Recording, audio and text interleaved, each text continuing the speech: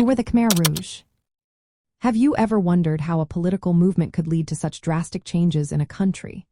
The Khmer Rouge was a radical communist group that took control of Cambodia in 1975. They ruled until 1979 and were led by figures like Pol Pot, whose real name was Saloth Sar, and Nuon Chi. Their goal was to transform Cambodian society based on their strict interpretation of Maoist communism and Marxist-Leninist ideology. The Khmer Rouge believed in a concept called Year Zero. This idea meant starting society from scratch, returning to a time when the land was farmed by poor peasants.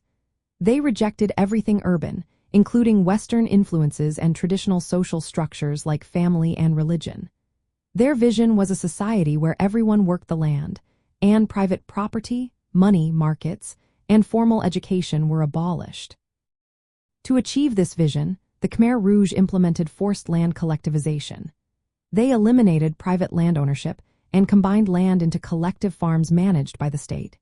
This was supposed to increase agricultural production and provide economic security for the poor rural population. However, the methods they used were brutal. They forced people out of cities, made them work in labor camps, and broke traditional social bonds to ensure loyalty to the state. Under their regime, personal freedoms were severely restricted. They abolished political and civil rights, closed schools and markets, and controlled leisure activities. Children were separated from their families and taught to see the state as their true parent. The Khmer Rouge's paranoia about enemies led to widespread surveillance and executions of anyone suspected of disloyalty. From a socialist viewpoint, the Khmer Rouge aimed to create a society where wealth and resources were shared equally among all peasants. They wanted to eliminate class distinctions and private property. However, their violent and oppressive methods resulted in immense human suffering and economic collapse.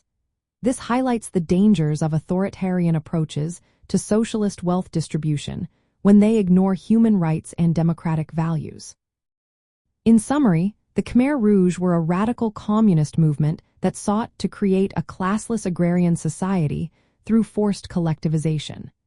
Their ideology was rooted in socialist principles, but their extreme methods led to devastating consequences for Cambodia and its people.